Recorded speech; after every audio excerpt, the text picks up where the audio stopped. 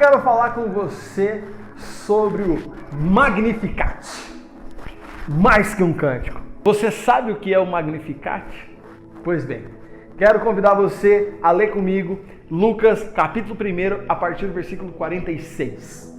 Então disse Maria: minha alma engrandece ao Senhor e o meu espírito se alegra em Deus, meu Salvador, pois atentou para a humildade da sua serva. De agora em diante todas as gerações me chamarão bem-aventurada, pois o poderoso me fez grandes coisas em meu favor. Santo é o seu nome, a sua misericórdia estende-se aos que o temem, de geração em geração. Ele realizou poderosos feitos com o seu braço, dispersou os que são soberbos no mais íntimo do coração, derrubou governantes dos seus tronos, mas exaltou os humildes, encheu de coisas boas os famintos, mas despediu de mãos vazias os ricos. Ajudou a seu servo Israel, lembrando-se de sua misericórdia para com Abraão e seus descendentes para sempre, como dissera aos nossos antepassados. Maria ficou com Isabel cerca de 3 meses e depois voltou para casa. Então, esse é o cântico, o Magnificat. Aquilo que Maria canta. E isso está em Lucas. É muito interessante. Primeiro vamos fazer algumas considerações sobre Lucas, porque Lucas é o único evangelho que tem um destinatário específico. Lucas é direcionado a Teófilo.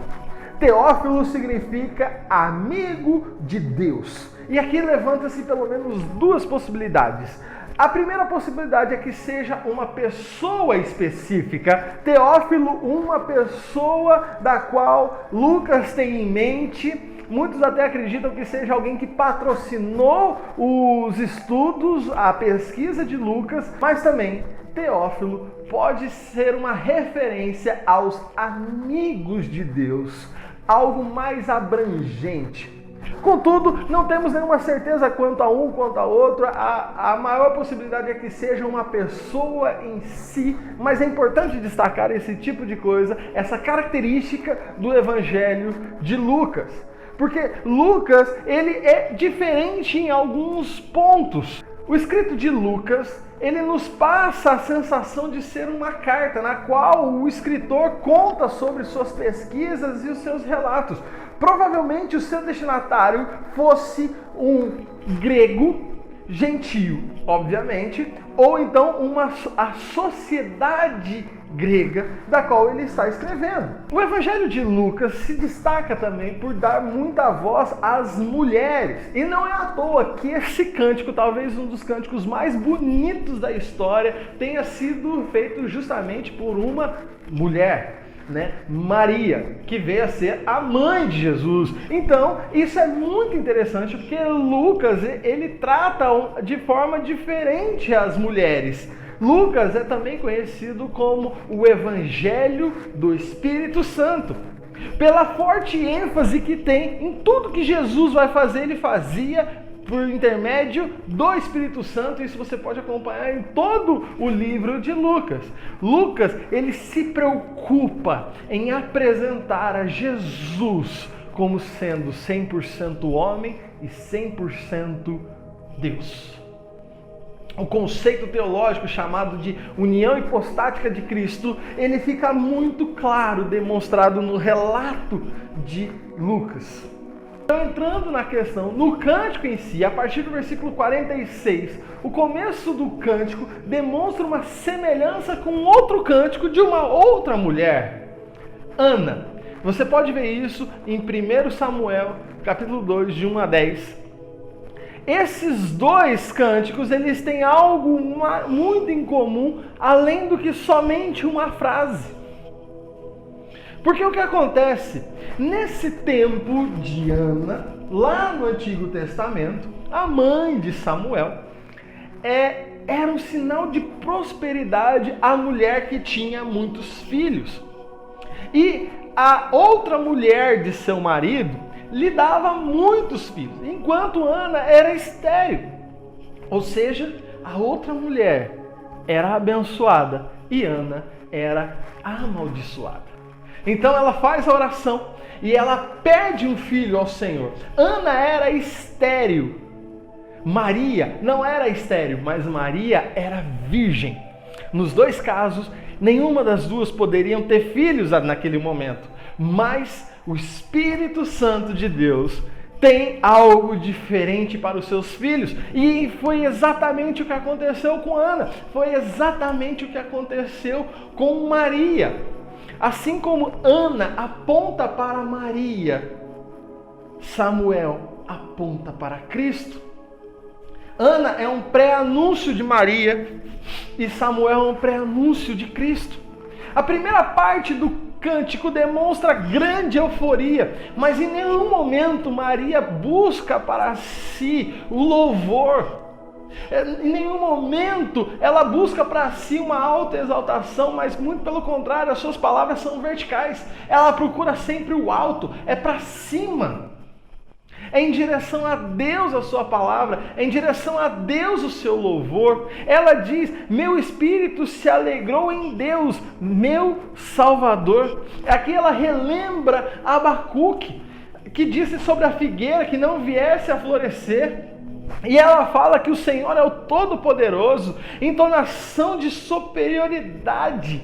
Aquele, como que diz em Efésios 3:20, aquele que é poderoso para fazer além daquilo que nós podemos pedir, pensar ou imaginar. Ela fala no cântico dela que ele é santo, que é aquele que é separado do pecado, totalmente puro, sem culpa.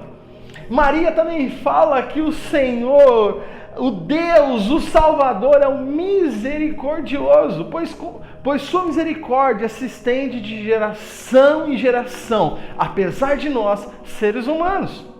Pequenos e falhos, as misericórdias de Deus se renovam sobre nós todos os dias. Jesus significa o renascer da esperança. É a definição da misericórdia, que é não nos dar aquilo que merecemos, mas assumir o lugar daquele que é o culpado. O que acontece? Nós temos sobre nós o pecado que nos leva à morte. E isso já vem conosco. Já herdamos isso de nossos pais, mas Cristo é a esperança, Ele é a definição da misericórdia, Ele se fez pecador em nosso lugar, Ele assumiu a nossa posição, Ele pagou a nossa dívida, algo que eu e você não poderíamos fazer, algo que nós nunca agradaríamos a Deus a ponto de obtermos a salvação. Cristo fez isso em nosso lugar. Maria se coloca como serva. E aqui o termo é escrava. O termo para a época era muito mais vivo e muito mais cheio de sentimento do que para nós hoje, como escravidão, como vemos nos livros ou de como temos conhecimento. O termo aqui que ela está usando é escravo, aquele que não tem vontade, aquele que não tem poder, mas ele vive simplesmente para fazer a vontade do seu Senhor. Então o que ela está dizendo que o Deus, o Todo-Poderoso, o Salvador, o Misericordioso, Ele é o Senhor. O Senhor.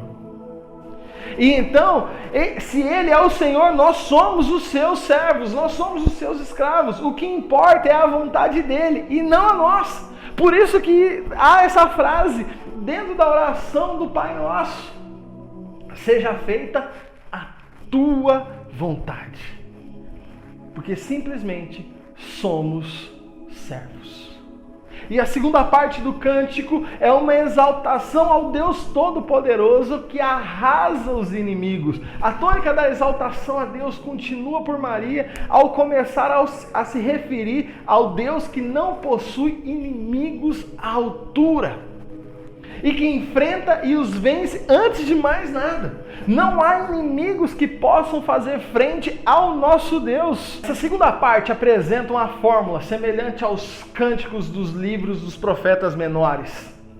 O que acontece o povo ainda sofreria o castigo pelo pecado, mas havia a mensagem do Deus que venceria o inimigo, do Deus que derrotaria o inimigo. E aí o que acontece? Em segundo lugar, nós também podemos ver que Jesus é o renascer da esperança, porque muitas pessoas esperavam que Jesus viesse como um libertador político, assim como aconteceu no Antigo Testamento, na mensagem dos profetas, um libertador simplesmente pessoal, mas não, estava por nascer o libertador dos corações, o libertador da alma, aquele que declararia a verdadeira liberdade. O Cântico de Maria é para o momento em que ela vivia, é para nós hoje e será ainda para frente, para o que há de vir. Assim como o Cântico de Maria é a palavra de Deus mais atual que as notícias que virão amanhã, assim é a palavra do Senhor, e tão certo quanto aquilo que está escrito é aquilo que acontece na minha e na sua vida ainda hoje. O nosso Deus é o Deus Salvador, é o Deus Todo-Poderoso que contém as coisas em sua mão. É Ele que controla todas as coisas que acontecem no universo. Jesus é a reflexão da esperança que nós temos no Pai. Jesus é a própria esperança que nós temos de salvação e por passar momentos difíceis. Por piores que estejam os momentos que nós passamos, Cristo é a verdadeira esperança. E aí eu me faço uma pergunta todos os dias. Ao perceber esse cântico, ao ler esse cântico, ao ser ministrado por essas palavras, o que eu e você temos cantado nas nossas igrejas? O que é que nós estamos ministrando para as pessoas? O que nós estamos ouvindo em nossas casas? Nós estamos realmente cantando palavras de adoração? Nós estamos verdadeiramente louvando a Deus? Ou nós simplesmente estamos fazendo e cantando coisas que massageiam o nosso ego, mas que não exprimem a verdade da palavra de Deus? Nós estamos realmente adorando a Deus ou simplesmente adorando ao nosso ego? Nesse cântico nós podemos ver uma adoração extremamente monergista. Ela é vertical, ela fala para Deus. Os nossos cânticos estão falando para Deus ou estão falando para nós? Qual o pronome que mais há nos nossos cânticos? É eu ou ele? É para mim ou para ele? Maria nos ensina como tem que ser o verdadeiro cântico de adoração a Deus. Deus abençoe, uma boa semana, curta aí, compartilha, entendeu? Manda aí pra galera, se inscreve no canal aí, entendeu? Ainda vem mais muita coisa, tô aproveitando esse tempo e fazendo um monte de vídeos aí. Deus abençoe, colocando todas as minhas pregações aí no YouTube. É nóis!